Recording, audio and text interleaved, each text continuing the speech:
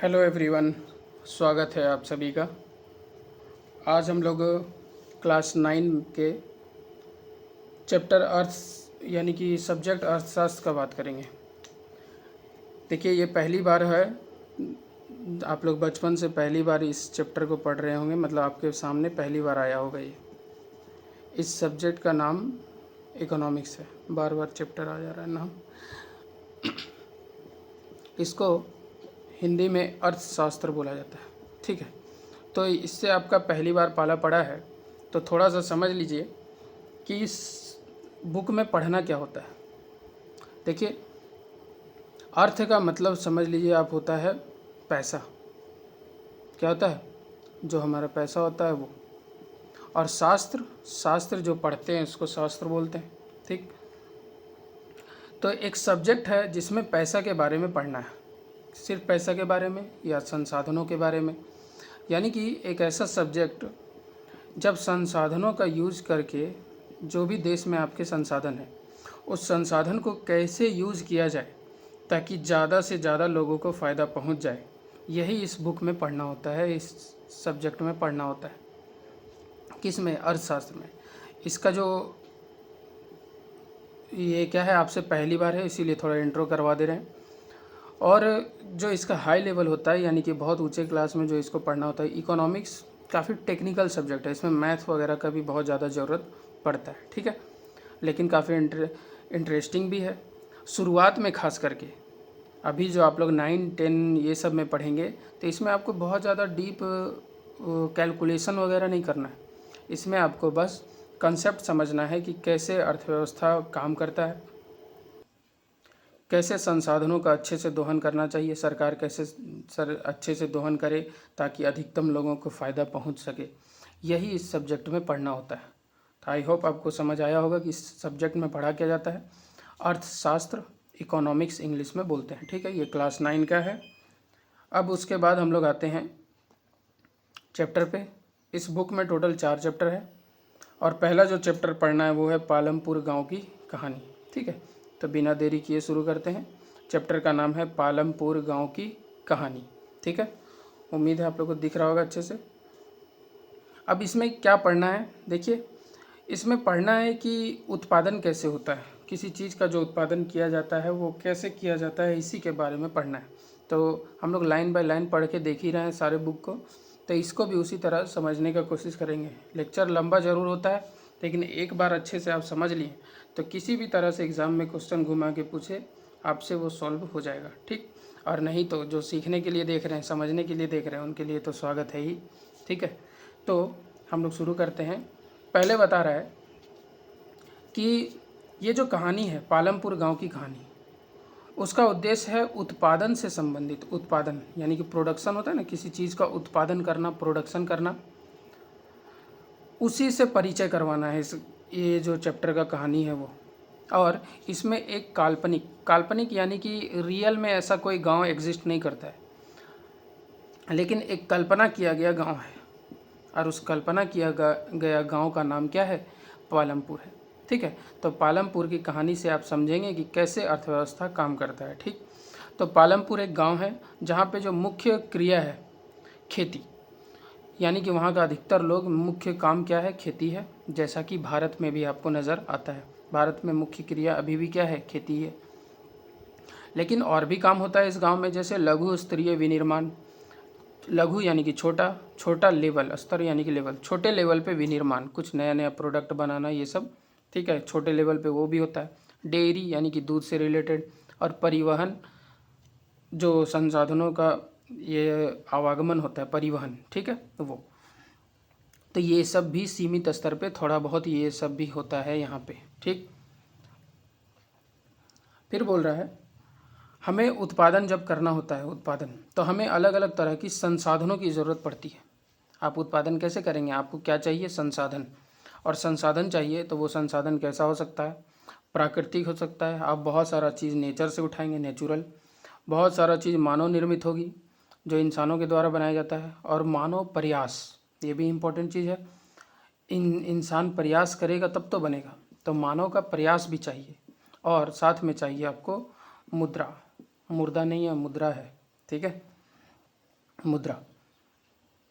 तो जब इस तरह इतना चीज़ आपके पास अवेलेबल रहेगा तो आप क्या करेंगे, उत्पादन करेंगे। उसी को लिखा हुआ है कि वस्तुओं और सेवाओं को उत्पादित करने के लिए विभिन्न संसाधन किस प्रकार समायोजित होते हैं। इस चैप्टर को पढ़ के आपको यही पता चलने वाला है कि गुड्स एंड सर्विसेज, गुड्स यानी कि अच्छा नहीं बल्कि गुड्स मतलब होता है वस्तुएं, वस्तुएं और सेवाएं, सर्विसेज, इनको उत्पादन करने के लिए अलग अलग तरह का संसाधन का कैसे समायोजन होता है, कैसे सारे संसाधन को यूज़ करके हम लोग उत्पादन करते हैं, उसी को इस चैप्टर में आपको पढ़ना है। ठीक है, तो आपको वो बता दिया। अब परिचय करवा रहा है। देखिए ये गांव कैसा है उसके बारे में आपको बता रहा है। तो गांव कैसा है उसके बारे में जो बता रहा है उसको देखिए, लिखा हुआ है पालमपुर आसपास के जो गांव कस्बे उससे जुड़ा हुआ है, यानी कि रोड बहुत अच्छा है वहाँ। ठीक, एक बड़ा गांव अगल बगल है रायगंज, और जो 3 किलोमीटर दूर है पालमपुर से, और वो हर मौसम में हर गांव जो है वो जुड़ा हुआ है उससे। हर मौसम में जुड़ने का मतलब यानी कि बाढ़ वगैरह, देखिए बाढ़ भी आता है कहीं कहीं, बहुत सारा रोड ब्लॉक हो जाता है, लेकिन ये ऐसा नहीं है, हर मौसम में वो उस शहर से जुड़ा हुआ है। ठीक, छोटा सा कस्बा भी है थोड़ी दूरी पे, वो है शाहपुर। यहाँ पे सड़क पर क्या कहता है, गुड़, गुड़ समझ रहे हैं आप लोग, जो गन्ना से बनता है गुड़, और ये सब बैलगाड़ी, भैंसा बग्घी, ये सारी चीज़ वहाँ पे चलता है, मोटरसाइकिल, ट्रक, जीप, ये सारी चीज़ें उन सड़कों पर चलती है। इस गांव में अलग अलग जाति के 450 परिवार रहते हैं, 450 परिवार। उसके बाद भूमि के स्वामी, भूमि यानी कि ज़मीन, ज़मीन का जो मालिक है वो उच्च जाति के लोग हैं, 80 परिवार ओनली। 450 परिवार में 80 परिवार के पास ज़्यादातर ज़मीन आपको दिखेगा। ठीक है, और ये जो उच्च जाति के लोग हैं उनके मकान भी बड़े बड़े दिखते हैं, ईंट से सीमेंट से बना हुआ है। लेकिन जो अनुसूचित जाति यानी कि दलित लोग हैं उनकी गांव, उनमें उनकी जो संख्या है गांव में वो 1/3 है। 1/3 समझ रहे, 1/3, यानी कि मान लीजिए 300 लोग हैं गांव में तो कितना हो गए, 100। ठीक, तीन भाग। तो उतने कौन लोग हैं, अनुसूचित जाति के लोग हैं, जो काफ़ी छोटे घरों में रहते हैं, मिट्टी के घास फूस वाले घरों में रहते हैं। इस गांव में बिजली भी बहुत पहले आ गई थी। खेती के लिए नलकूप वगैरह लगा हुआ है। नलकूप समझते हैं ना, जो मोटर चलाते हैं और हम लोग पानी सिंचाई करते हैं वो। ठीक, तो आगे बोल रहा है इसका उपयोग विभिन्न प्रकार के छोटे कार्यों के लिए भी किया जाता है। नलकूप हो गया। 2 प्राथमिक विद्यालय, 2 वहाँ पे प्राइमरी स्कूल भी है और एक हाई स्कूल भी है। वहाँ पे राजकीय प्राथमिक स्वास्थ्य केंद्र यानी कि समझ लीजिए सरकारी हॉस्पिटल के जैसा वो भी है, और एक प्राइवेट औषधालय यानी कि दवा का दुकान और डॉक्टर बैठने वाला जगह भी है, जहाँ रोगियों का क्या होता है, उपचार होता है। ठीक है, अब आप जो इस गांव के बारे में देख रहे हैं, आपको तो लग रहा है इस गांव में सब है। जी हाँ, बिल्कुल सही बात है, ये गांव काफ़ी विकसित गांव लग रहा है। ठीक, वही यहाँ पे बताया कि आप जो ऊपर विवरण देख रहे हैं आपको लग रहा होगा कि यहाँ सड़क, परिवहन, बिजली, सिंचाई, विद्यालय, स्वास्थ्य केंद्र, काफ़ी सारा सिस्टम अवेलेबल है। और आपको अपने गांव से कंपेयर करने बोल रहा है, थोड़ा अपने गांव के बारे में सोचिए तो कि आपके यहाँ ये सब में से क्या क्या चीज़ें उपलब्ध है। ठीक है, ये काफ़ी विकसित गांव लग रहा है। ठीक, अब आगे जो बढ़ना है वो ये कि काल्पनिक जो पालमपुर गांव है उसके बारे में जब हम लोग पढ़ेंगे तो भारत के गांवों में खेती उत्पादन की प्रमुख गतिविधि है, ये आप समझेंगे। जैसे पालमपुर में बताया है कि जो मुख्य क्रिया है वो कौन सी है, खेती है, उसी तरह पूरा इंडिया के लेवल पे आप देखें तो इंडिया में भी जो मुख्य क्रिया है वो कौन सी है, खेती है। और लेकिन उसके अलावा भी और भी गतिविधि होता है। तो ये जो खेती हो रहा है उसको कृषि क्रियाएँ बोलते हैं, लेकिन जो खेती से अलग हट के दूसरी क्रिया है उसको बोलेंगे गैर कृषि क्रियाएं। ठीक है, गैर यानी कि कृषि से हट के, उसमें कौन सा है, तो लघु विनिर्माण, छोटे मोटे कुछ सामान वगैरह बना, जैसे कुम्हार वगैरह को देखते हैं घड़ा बना रहा है, लोहार को देखते हैं लोहा का वस्तु बना रहा है, ये छोटा छोटा निर्माण कार्य हो रहा है। वो सूप वगैरह बनता है, आप लोग देखे होंगे, टोकरी वगैरह बनता है, ये सारा चीज़ बांस का बहुत लोग बना रहा है। परिवहन होता है, दुकानदारी, ये सारे चीज़ इसमें शामिल है। ठीक, अब हम लोग को यहाँ पे उत्पादन के बारे में कुछ सामान्य बात पर विचार करना है। उत्पादन कैसे होता है, तो देखिए उत्पादन का संगठन, सबसे पहले डिफिनेशन पढ़ लेते हैं। उत्पादन का उद्देश्य ऐसी वस्तुएं और सेवाएं उत्पादित करना है जिनकी हमें आवश्यकता है। उत्पादन हम लोग क्यों करते हैं? उत्पादन का उद्देश्य है जिसका इंसान को ज़रूरत है, जिस चीज़ का हमें ज़रूरत है उसको हम अपने सामने ले आएँ। इसके लिए हम लोगों को क्या करना पड़ता है? उत्पादन करना पड़ता है। ठीक है। और जब हम लोग वस्तुओं यानी कि गुड्स एंड सर्विसेज, सेवाओं का उत्पादन करते हैं तो हम लोगों को 4 चीज़ों का ज़रूरत पड़ता है। कितने चीज़ों का? 4 चीज़ों का। ठीक है। तो आपको ये बात रटन विद्या टाइप से याद करना है क्या, कि उत्पादन के लिए हमें कितनी चीज़ों की ज़रूरत पड़ती है? उत्पादन के लिए हमें 4 चीज़ों की ज़रूरत पड़ती है। सबसे पहला जो ज़रूरत है वो है भूमि का, लैंड। सबसे पहले आपको क्या चीज़ का ज़रूरत है? लैंड का। ठीक है। अब भूमि यानी कि सबसे पहले तो आपको क्या चाहिए? ज़मीन चाहिए। और इस भूमि में और भी चीज़ आ जाएगा, जैसे जल, पानी भी चाहिए, वन, जंगल भी चाहिए, खनिज भी आपको चाहिए। सेकंड नंबर में जो आपको आवश्यकता है वो है आवश्यकता श्रम का। श्रम यानी कि लेबर। किस चीज़ का ज़रूरत है आपको? लेबर का, जो लोग वहाँ पे काम करेंगे। एक तो पहले आपको चाहिए ज़मीन और दूसरा चाहिए लेबर। इसमें भी कुछ बताया है, और ये बताया है कि देखिए श्रम भी 2 तरह का होता है। एक श्रम होता है जो एक कुछ उत्पादन क्रिया में बहुत ज़्यादा पढ़ा लिखा इंसान का ज़रूरत पड़ता है। नहीं लिखा हुआ है? जैसे देखिए इंजीनियरिंग वगैरह, जो बाइक वगैरह बन रहा है, गाड़ी वगैरह बन रहा है, एसी, फिल्टर, ये सारा चीज़ बन रहा है, तो वहाँ पे जनरली आप देखिएगा कि पढ़े लिखे लोग कैसे रिसर्च वगैरह करके पूरा आते हैं, तब जाके उत्पादन का कार्य करते हैं। तो बहुत सारा फील्ड ऐसा है जहाँ पे पढ़े लिखे कर्मियों की ज़रूरत पड़ती है। ठीक है। तो श्रम 2 तरह का है। एक है जहाँ पे पढ़ा लिखा लोग दिमाग से काम करेगा, यानी कि वो माइंड वाला लेबर है, माइंड से काम कर रहा है। और एक होता है फिजिकल यानी कि आपको अपने शरीर से मेहनत करना पड़ता है। जैसे लेबर वगैरह को देखते होंगे जो ईंटा ढो रहा है, मिस्त्री का काम कर रहा है, वो बहुत सारे वस्तुएं उठा के ढो रहा है। तो श्रम जो है 2 तरह का होता है, या तो आप माइंड से कर रहे हैं या तो फिजिकल। जैसे यहाँ पे हम बैठ के पढ़ा रहे हैं, तो ये काम जो है मेरा शरीर तो ज़्यादा नहीं लग रहा है, लेकिन मेरा क्या लग रहा है? माइंड लग रहा है। तो श्रम 2 तरह का होता है, वो एक दिमाग से और एक फिजिकल। ठीक है।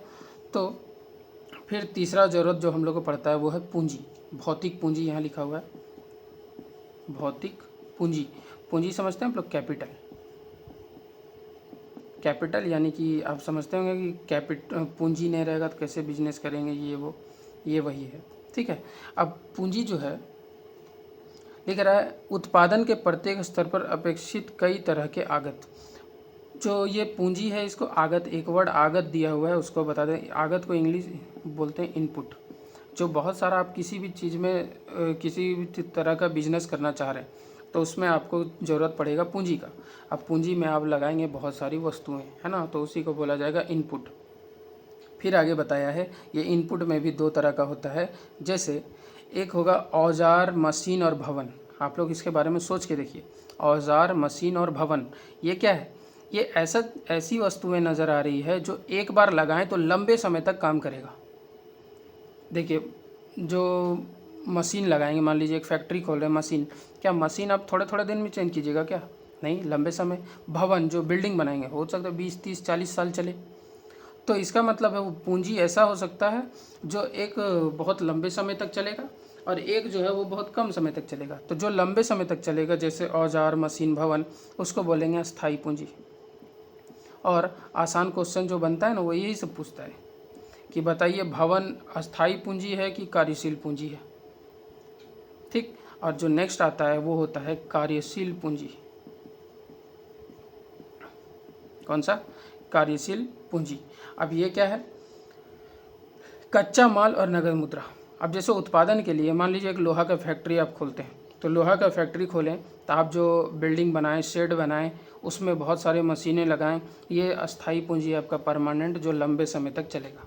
लेकिन उसमें जो उत्पादन होगा, मान लीजिए आप लोहा छड़ से क्या बनाते हैं, रिंग वगैरह बनाते हैं, जो डेली का ज़रूरत का चीज़ है, आप उसको बनाएं तो आप छड़ मंगवाएं, उसको ऐसे रिंग बना दिए और बेच दिए ले जाके। तो ये क्या हो गया आपका कार्यशील पूंजी, इसमें पैसा लगाएं, तुरंत इसको ले जाके बेचें। ठीक है, तो वही बोल रहा है, उत्पादन के दौरान भुगतान करने तथा ज़रूरी माल खरीदने के लिए कुछ पैसों की भी आवश्यकता होती है। जब आप उत्पादन करेंगे तो आप तो ये परमानेंट पैसा तो एक बार लगा चुके हैं, लेकिन जो डेली लाइफ वाला है उसके लिए भी आपको पैसा लगाना पड़ेगा। औजार, मशीन, भवन से भिन्न ये चीज़ें उत्पादन क्रिया के दौरान समाप्त हो जाती हैं और ये उत्पादन के दौरान ख़त्म हो गया है। आप इसको लगाएं पैसा, आपको ये बिक गया सामान, ये आपका ख़त्म हो गया। ठीक, अब यहाँ पे कुछ एग्जांपल भी दे दिया है, उसको भी देखते हैं। और जब आप उत्पादन करेंगे तो आपको कच्चे माल की ज़रूरत पड़ेगी। कच्चा माल समझते हैं, जिसको आप ला के अपने फैक्ट्री में कुछ नया प्रोडक्ट बनाने वाले, तो वो जो लाएंगे वो कच्चा माल है। कच्चा माल को आप तैयार माल में कन्वर्ट कीजिएगा। तो कच्चा माल की आवश्यकता है। जैसे एग्जांपल दिया, बुनकर, जो बुनकरी करता है वो क्या लाएगा, सूत लाएगा, धागा लाएगा। और कुम्हार क्या लाएगा, वो मिट्टी लाएगा। ठीक है, तो वो जो कुम्हार है, कुम्हार के एग्जांपल में देखिए, कुम्हार जो है वो एक चक्का खरीदा, या फिर आजकल मशीन वगैरह भी आ गया है वो खरीदा, तो ये उसका परमानेंट पूंजी है। लेकिन जो मिट्टी डेली ला रहा है वो उसका कार्यशील पूंजी है। आई होप आप लोगों को समझ आ रहा होगा, है ना। बहुत ही सिंपल है, कोई ज़्यादा टफ कंसेप्ट नहीं है ये सब। ठीक, अब ये 3 चीज़ तो आप लोग देख लिए। चौथा जो अंतिम चीज़ बचा हुआ है वो ये है, वो है पूंजी, ये मतलब उद्यमशीलता, उद्यम। ठीक है, ये क्या होता है, जब देखिए आपके पास भूमि भी है, श्रम है और पूंजी भी है। भूमि भी है, श्रम भी है और पूंजी भी है, लेकिन जब तक इसको यूटिलाइज करने वाला, यूटिलाइज मतलब जब तक इसको एक जगह पे करके इसको यूज़ करने वाला इंसान ना मिल जाए, तब तक ये सब रखा रह जाएगा, कुछ काम नहीं देगा। ठीक है, तो वो इंसान जो रिस्क लेता है, काम करता है, उसी को बोला जाता है उद्यम, उद्यमशील। ठीक है, एंटरप्रेन्योरशिप आप लोग सुने होंगे, तो ये वही है। ठीक, तो इसके लिए आपको ज़रूरत पड़ता है ज्ञान का, किस चीज़ का, ज्ञान का और उद्यम। ठीक है, और इसी को अलग भाषा में मानव पूंजी भी बोला जाता है। क्या बोला जाता है, ह्यूमन कैपिटल, मानव पूंजी। जब तक इंसान दिमाग ना लगाए ये सब रखा रह जाएगा, कुछ उत्पादन होने वाला नहीं है। ठीक, तो आपको एक बार फिर से ध्यान करवा दे रहे हैं, किसी भी चीज़ का उत्पादन करना है तो आपको सबसे पहले 4 चीज़ों का ज़रूरत पड़ेगा। सबसे पहले तो ज़मीन, भूमि, दूसरा है श्रम, लेबर, लेबर दोनों तरीके से हो सकता है। फिर होता है पूंजी, पूंजी भी 2 तरह का हो सकता है, परमानेंट पूंजी और एक कार्यशील पूंजी। और लास्ट आएगा उद्यम, जो इन सब को यूटिलाइज करे। ठीक, तो कैसा लग रहा है आप लोग को ठीक है, अब ये जो चारों चीज़ है, इन चारों चीज़ों को एक वर्ड में बोला जाता है उत्पादन के कारक। एग्ज़ाम में जब आपसे क्वेश्चन पूछेगा तो पूछेगा उत्पादन के कारक बताएं। तो देखिए, इसीलिए टेक्निकल वर्ड ध्यान रखना है।